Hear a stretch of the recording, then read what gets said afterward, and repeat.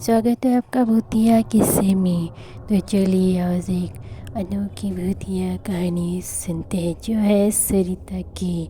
सरिता अपनी मामा के घर आई होती है।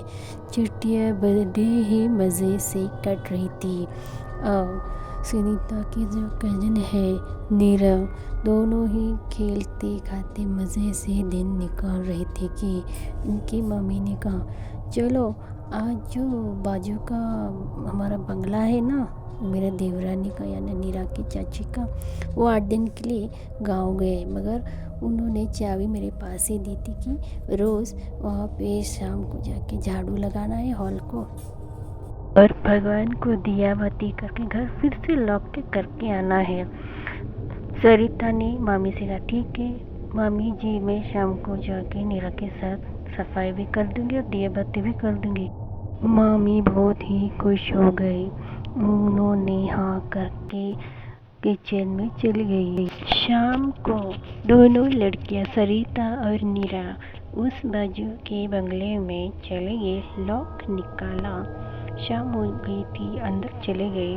उस घर में नीचे का जो हॉल था उसकी सफाई की, बाद में दिया बाती की, बाद में सरिता ऊपर स्टोरकेस में क्या है वो देखने के लिए ऊपर गई। सरिता अपना सीढ़ियाँ चढ़ के धीरे धीरे जब ऊपर गई तो वह क्या देखी, एक औरत अपना पीठ करके एक चेयर पर बैठी थी और उसके बाल खुले थे। ये उसने देखा, वो डर के सीढ़ी से उल्टा नीचे आ गई और सोचने इस घर में तो कोई नहीं था, तू ऊपर कौन है, उस जोर से चिल्लाई।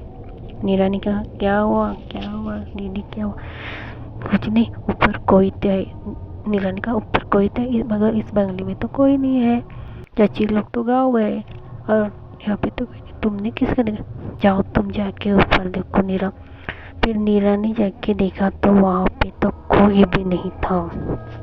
सरिता ने कहा जल्दी करो जल्दी, ऐसे में भागना है। दोनों भी अपना बाहर से लॉक लेके देख के बाहर आ गए और अपने मामी के पास आकर सरिता ने ये सब बता दिया। सरिता की मामी ने कहा क्या घर में तो कोई नहीं है, मगर वो औरत तुम्हें कौन सी औरत तुम्हें दिखी?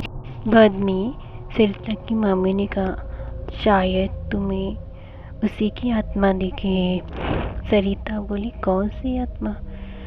उस घर में पहले तुम्हारे मतलब नीरा की चाची रहने के पहले एक औरत रहती थी, वो बहुत बूढ़ी हो चुकी थी। उसके मरने के बाद उसकी आत्मा वहाँ पे है, अभी भी है।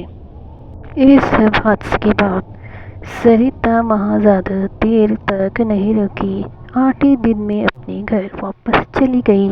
ये थी आज की भूतिया स्टोरी। कैसी लगी ज़रूर बताइए। मिलेंगे अगले एपिसोड में।